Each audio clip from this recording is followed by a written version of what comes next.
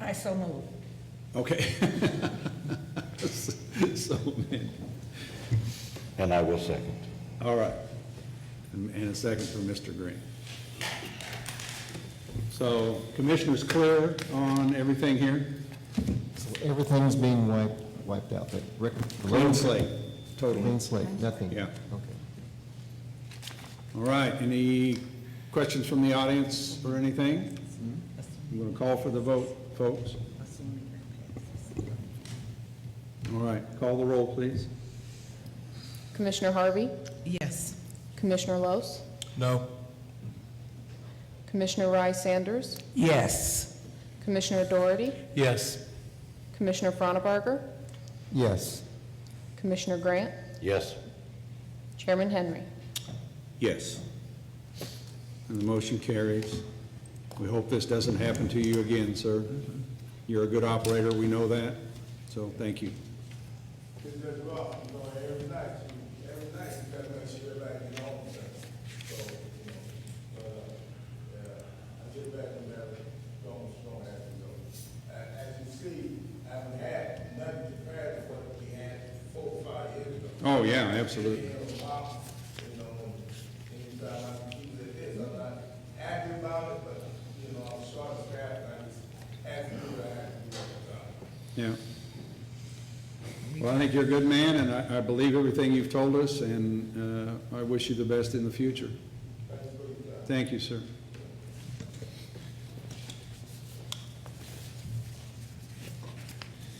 I got too many papers here.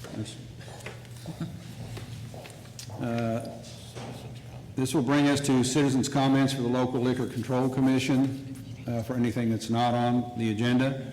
Citizens' comments will be heard up to 30 minutes per an agenda item with a limit of 4 minutes per speaker. So any citizens' comments for the commission?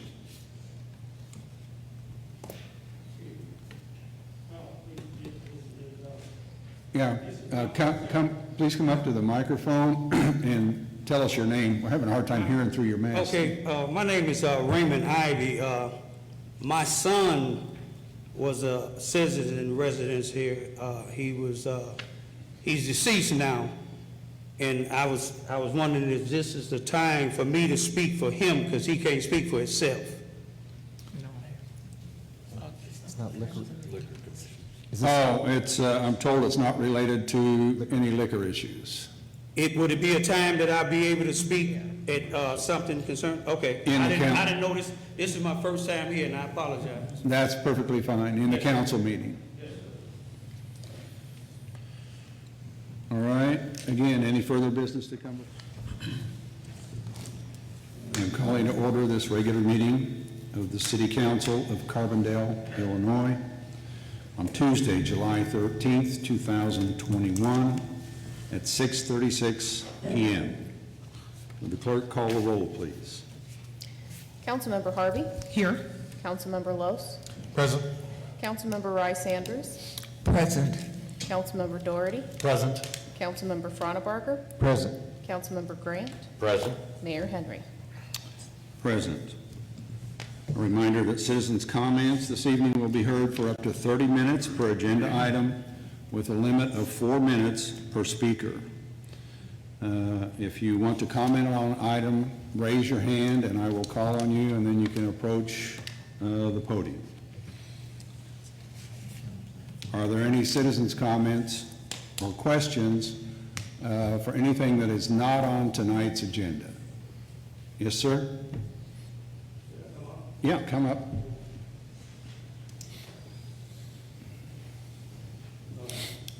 Good evening, everybody. My name is Raymond, R-A-Y-M-O-N-D, Lewis, L-O-U-I-S. Last name is Ivy, I-V-Y.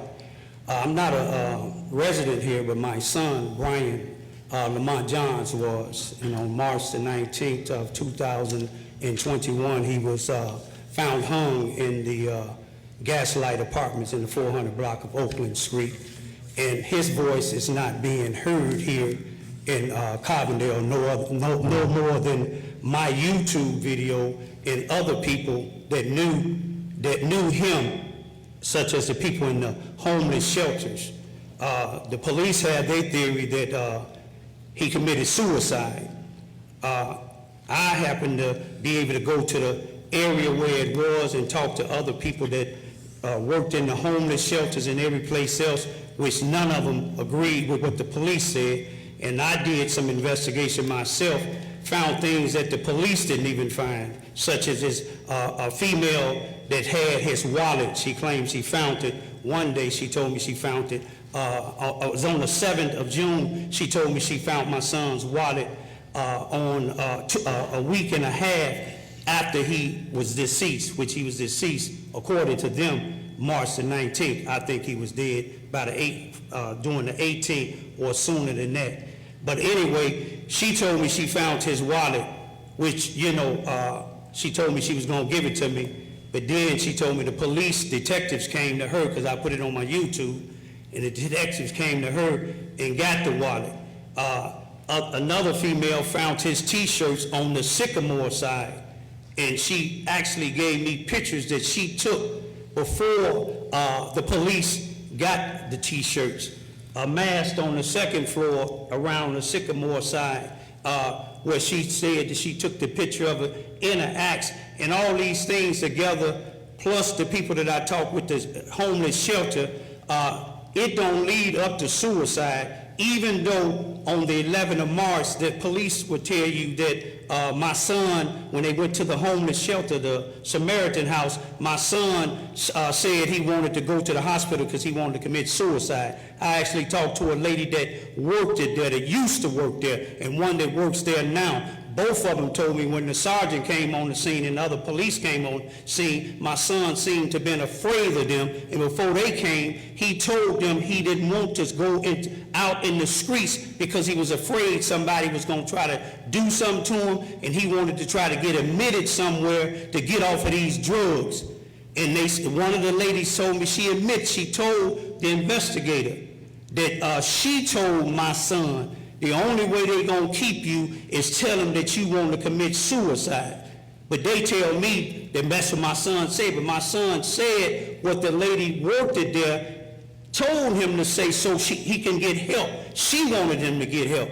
And ever since, you know, day one when I came down March the 24th and talked to the deputy coroner, Sam Bryan, and the commanding investigating lieutenant Matt Dunning, it was all the way suicide. No toxicology tests wasn't back, nothing, no autopsy or nothing, and they determined then that it was suicide without any investigation. And on the 8th of June, I was able to see the pictures where my son was hung, and I illustrated it to people to show ain't no way my son was hung. He's on this side of the railing where he's on the 3rd floor, and it's a loop tied up like this here, and then it going down this way, and you got bars right here, and then it go down this way and come through there. The only way he could have hung himself on there is his head went through the bars, and ain't no way his head went through the bars. I'm asking y'all because they told me what they sent to the Illinois State Police, just scrubbed the buckle of the belt. Somebody could have had that belt the way he was. Rigor mortis was already set in. I worked on ambulance in the 80s in Chicago, and rigor mortis had to be set in. His arm was all the way through the bar, up to here, and his other hand like this, and money balled up in his hand. Tell me how a person would be able to hang themselves and rigor mortis done set in already. I'm asking y'all to have them to send all of my son's clothes to the Illinois State Police. I'm asking y'all to even get an independent investigator because they made up their mind. The coroner never contacted me, but the funeral home in Chicago where we had my son's funeral, they called me about a week ago and told me that the death certificate was there, and my daughter in Chicago got him, and they said the coroner certified it on the 23rd of June, and never contacted us. I'm asking y'all to have somebody else to investigate my son's death because I know he didn't commit suicide. And the facts will show that he didn't commit suicide. And the only way that they saying suicide is try to clear up so they won't scare people away. That's all I have to say. Thank you, sir. Is there some agency that does an additional investigation? Like does the state police have someone, or? Well, I think that's an option, but I don't know if Chief Reno wants to discuss this. This is still being actively investigated, I believe.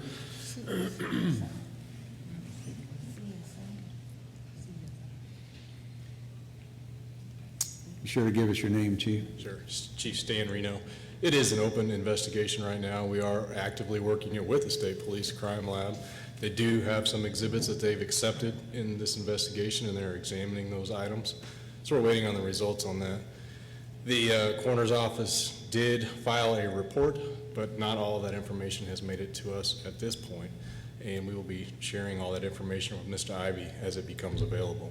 And then we will ultimately be sending all of the completed investigations to the state's attorney's office for review to determine if there's probable cause or if there's any evidence of it, that a crime has been committed for possible prosecution. All right. Thank you, sir. They will stay, yeah, come back up if you like. I'm gonna tell you what their investigation is, what I was told by the investigating sergeant. When he said that they're investigating, the sergeant made it clear to me and my two young daughters on the 8th of June, he made it clear to us that they in-depth investigation. It started after I put my YouTube up. I put my YouTube up on the 24th when I came down and seen. I knew there wasn't no way my son could have committed suicide. On the 25th, they started it, the sergeant, Jared Dunnigan, said he assigned himself to the case, but he told me on the 8th that the death investigation is going one way, and that's to suicide. He told me it don't lead no place else. But if it don't lead no place else, where would my son Wally be in the 900 block of Oakland Street, where the female got it, and she was gonna give it to me, and then when I put it on my YouTube, all of a sudden, she described a sergeant from the Carbondale Police Department, like the one that I just told you that signed itself, came to her and other females in the area saying, they say, asked them, have Raymond came, Brian's father came and talked to y'all, but the investigation is plain, it's not looking at as far as criminal. You see what I'm saying? He told me that it's the death investigation is leading only one way. It's not leading in no other direction. And the stuff that they said that they got to the crime lab, if you done hung yourself with a belt, why would you just swab the buckle of the belt and send it to the lab? And it's a material where they can get DNA off of, but they told me they can't get DNA off of. This is what the commanding lieutenant told me. Why ain't the whole belt there? If somebody strangled him, how is they gonna get any DNA off the buckle? I'm not stupid. I may look stupid, and no disrespect to none of y'all, but what they sent to the lab, if it was one of y'all children's, with no disrespect, or their children's, I bet you that whole belt, he had pants on, he had shirts on, he had drugs in his socks. The coroner didn't even do, I seen the body in the body bag. The coroner didn't even do a whole assessment of my son's body. The pathologist had to take his pants off. I guess the coroner didn't want to touch my son. He didn't have no shirts on, but she found drugs in his socks. If he'd have did his job, they would have found it. But the stuff that they sent to the lab, that's why I'm saying it. The stuff that they sent to the lab, it's nothing, it's just a squab. Everything is a squab. Send all his clothes. And the female that found my son's shirts, ain't no question of doubt. I talked to people today. She was living with him. The shelters or whatever they is, they put these people, the homeless people in these, some of these gaslight apartments. The white female that told me she took pictures, and I got them in my phone if y'all want to see them. She actually took pictures of my son's t-shirts on the 3rd floor, not where he was hung, but around the corner. His 2 t-shirts on the 2nd floor, allegedly his mask, on the 1st floor, allegedly where he broke out a thing. Now, she had it where both of the t-shirts were stacked on top of each other. She said she took one off and took a picture. That made me suspicious because somebody said the day that this happened, It was a black guy that they talked to from East St. Louis with dreads, about 6 feet tall, was staying with her. She was staying with her when she had a baby last year. If you track him down, that might be the murderer. And I know this female that found, she's still living there. She found these T-shirts. She found the T-shirts here, and she said she heard somebody beating on the door. She looked out, and then 10 minutes later, they was gone. Then outside, she found an axe. How you gonna find T-shirt? How you know it's my son? You find the mask on the second floor, and you go outside of the building while the police on the Oakland side. You say you can hear them, but you took pictures of them first. You see what I'm saying? I'm coming down there doing the investigation, but everything that I say, the police and the pathologists in the corner say far-fetched. It ain't far-fetched. I ain't never seen a person commit suicide. Rigor mortis don't set in right away when you hang yourself. When you hang yourself, you're going down like this. I'm not stupid. My family is in the medical field, my family in the law enforcement field, and we know that my son didn't commit suicide. That's why I asked you, what he said that they saying, ask him what they saying. He said what they gonna accept. You see what I'm saying? If they gonna accept that, they might as not even told, because I told him on the 8th, what he told me, I said, shut it down and let me get all the pictures, because I've seen enough pictures to show the world that my son ain't no way possible that my son commit suicide. Let me show you how possible it is, me jumping up in the air, flying over there by you. I appreciate it. I know I took too much time, but that's my son. He can't speak. They speaking for him. They don't speak for my son. I speak for him. Let me tell you one other thing. The coroner told their mother when we came down on the 24th, what coroner tell you this here? Pulled her to the side and told her, don't let Raymond talk. You talk.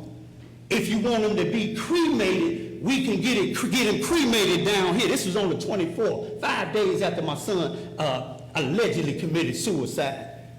And she told him to tell his daddy that. I said, we ain't gonna cremate him. They claimed they took a toxicology test. It wasn't back, and they didn't even did an autopsy yet. What would you want my son to be cremated for? Because you don't want to do no job. You don't want to scare the students away. The students is the one found my son's body, so they know. So what he talking about, what the chief talking about, and then the chief told me and my 2 daughters to our face on the 14th of April, your son Brian had demons in him. Now you think about that. Well, thank you, sir. And ladies, I'm certainly sorry for your loss. Look, we still have an ongoing investigation, is what the chief said. The Illinois State Police are involved, and hopefully something will come out of that. But we haven't dropped it. We haven't given up on it. And our police will stay in touch with you, and you can certainly call them if you need to. So again, I'm so sorry for your loss. But let's give it a little bit more time to work, and hopefully we can come up with the real deal of what happened, that day. I appreciate it, man. Thank you, sir. Are there any other citizens' comments? All right. Council comments? Any council comments this evening?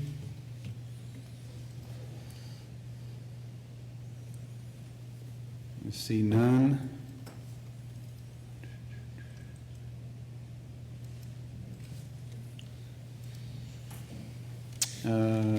That will bring us to public hearings and special reports. Presentation by the Carbondale Warming Center Executive Director.